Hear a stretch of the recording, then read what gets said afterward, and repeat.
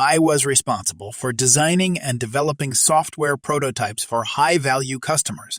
If they were satisfied with the prototype, a dedicated software engineering team would proceed to build the final product. Sometimes, I would run the prototype for a few months while the customer evaluated whether they wanted to purchase the completed project. Although the prototypes themselves were not extensive in terms of code, they involved processing significant amounts of data. Even when compressed, the data could easily amount to a terabit or more. Over the years, I had accumulated a small collection of external hard drives containing past projects. While the company was reluctant to invest in hard drives, I personally purchased 1 or 2 each year.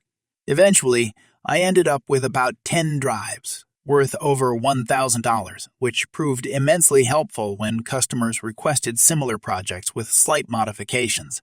Unexpectedly, there was a change in management. The new management believed they could replace me, an experienced software professional, with a less expensive recent graduate. Consequently, I was laid off and given a 2-week period to train my replacement. It was apparent that age discrimination played a part, but fighting it would have been futile. Therefore, I aimed for a smooth transition into my next job.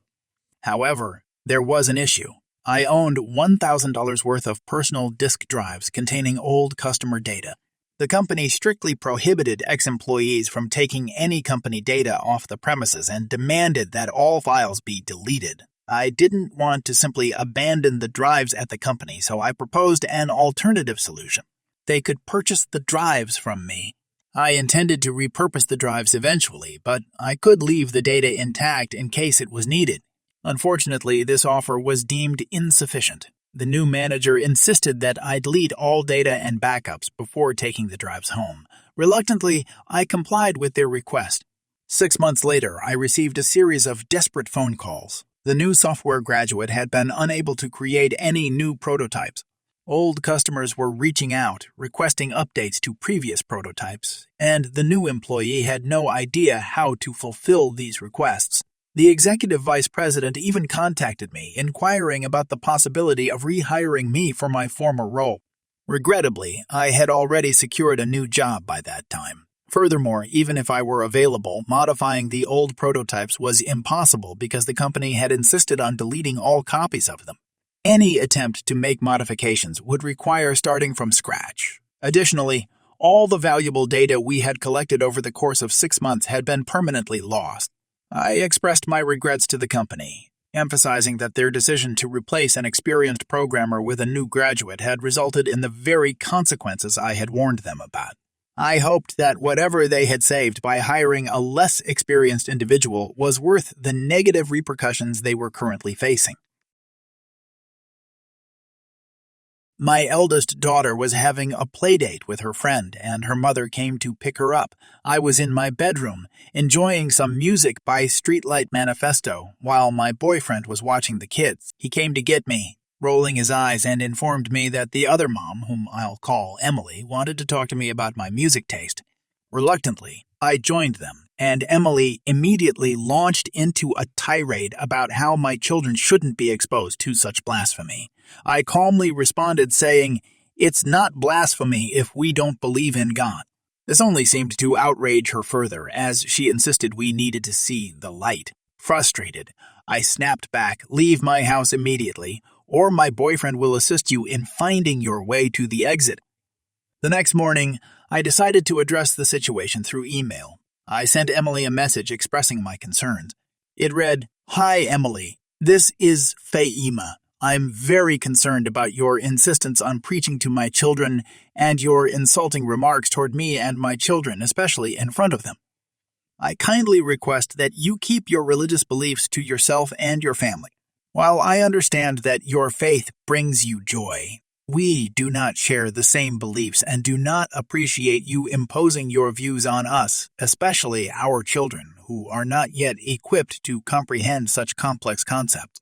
As a gesture of courtesy, I will refrain from playing any atheist music while your child is over." Emily responded with an apologetic message. "Faima, I'm deeply sorry for my attitude the other day. My mother is currently in the hospital, and I was having a rough day. I understand and respect our difference in beliefs moving forward. Thank you for approaching me rather than attacking me. Thinking that the matter had been resolved, I allowed my daughter to go on another playdate with Emily's child, despite my boyfriend's reservations. In hindsight, I should have heeded his concerns. When I picked up my daughter later, we started driving home, and I asked her about their activities and if she had fun. To my surprise, she said, "We watched a movie about Jesus." Thankfully, my daughter already knew about Christianity and understood that different people have different beliefs, including her parents. However, I now faced the challenge of answering her inevitable why questions as a 5-year-old. I had hoped to delay these conversations until she was better equipped to understand apologetics and its criticisms, as my issues with Christianity were rooted in the logical inconsistencies of their argument. My journey to atheism was influenced by my study of philosophy. Feeling frustrated, I decided to send another email to Emily. "Emily, this is Fahima. Please explain to me why you thought it was appropriate to proselytize to my child after our previous conversation." Emily responded, offering an explanation. "Fahima, I'm sorry. I assumed you wouldn't mind since you openly discussed atheism in your home. I believed it was necessary to present an alternative perspective to counter what I considered to be blasphemy. I believe children should be allowed to decide their own paths." Dismayed by her response, I made my stance clear in my next email. "Emily, thank you for your reply. From now on, I will not allow my child to visit your house without supervision, and your child is no longer welcome at ours unsupervised either. If necessary, I will take further action through the school. I urge you not to involve your child in this matter and allow them to continue their friendship. However, if you fail to respect this request, I will pursue a no-contact order and report your harassment to the police. Any future correspondence should go through my boyfriend, whose contact information I have attached, and he is now included in this threat. Since then, we have not received any further communication from Emily. Ever since our son was born 5.5 years ago, my wife has been a dedicated stay-at-home mom. Lately, she has been feeling a bit unsettled, yearning to contribute to our income but struggling to find a suitable opportunity while taking care of the kids during the day. About a month ago, while teaching our son to swim at the neighborhood pool, one of her friends suggested that she could offer swimming lessons to the kids in our community. Having worked as a lifeguard in high school and having experience teaching children, she saw the potential in this idea. Excited, she posted on the community Facebook page. And to her surprise, she received sign-ups from around 20 kids for both group and private lessons. However, her enthusiasm was short-lived when the HOA, Homeowners Association, contacted her, explaining that swim lessons were not covered by the current insurance policy due to a complicated situation, which is a story on its own. Reluctantly, my wife reached out to all the parents who had signed up, informing them that the lessons would need to be delayed and possibly canceled permanently.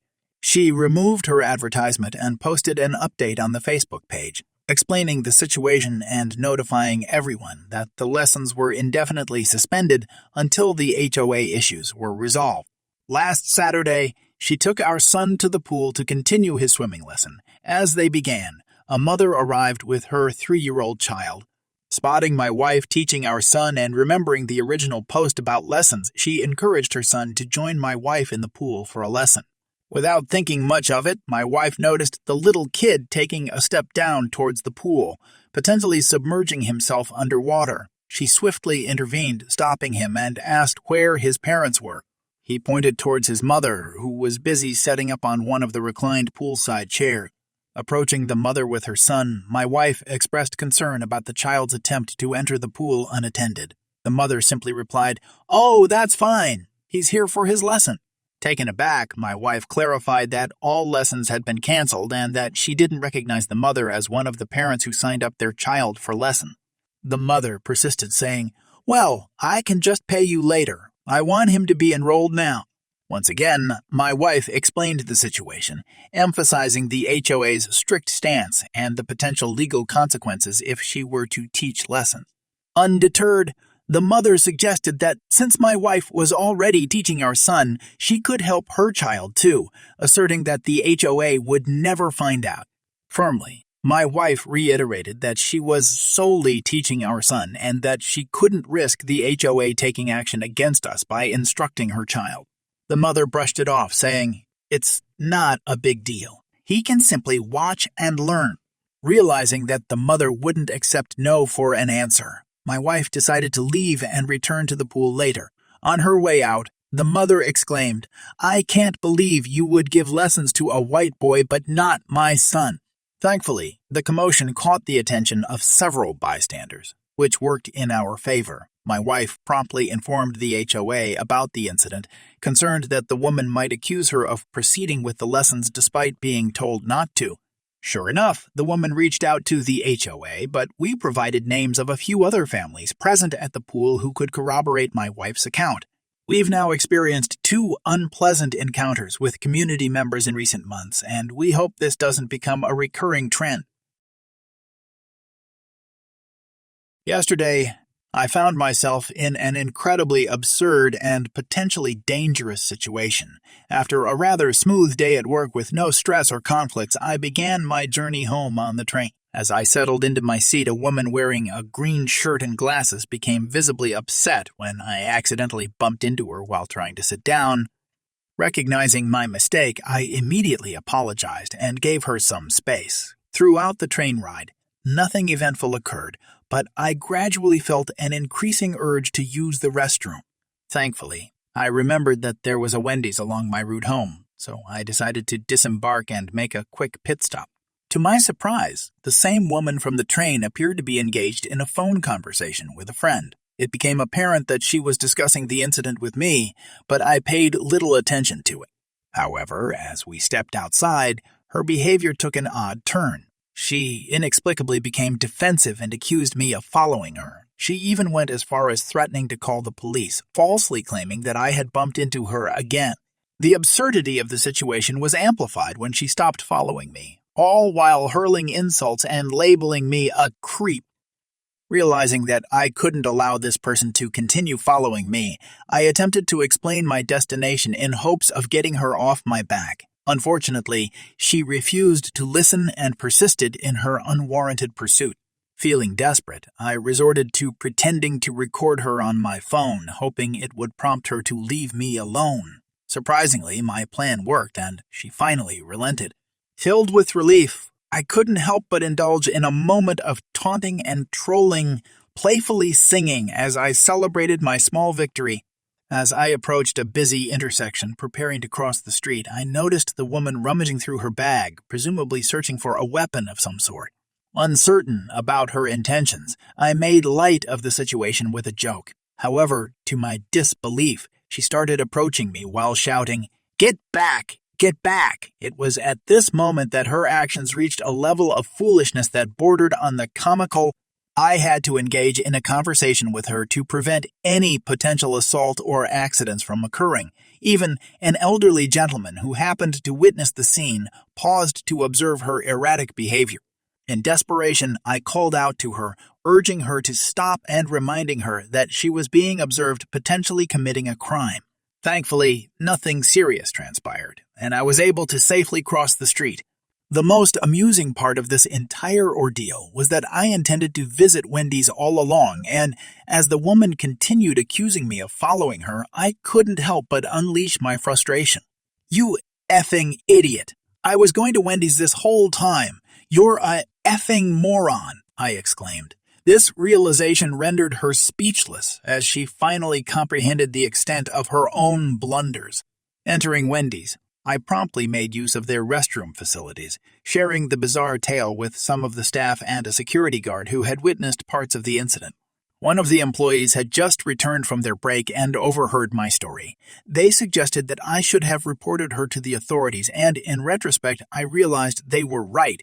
However, in the heat of the moment, my focus was solely on my own safety, and I felt a sense of relief that I had emerged unscathed from the encounter.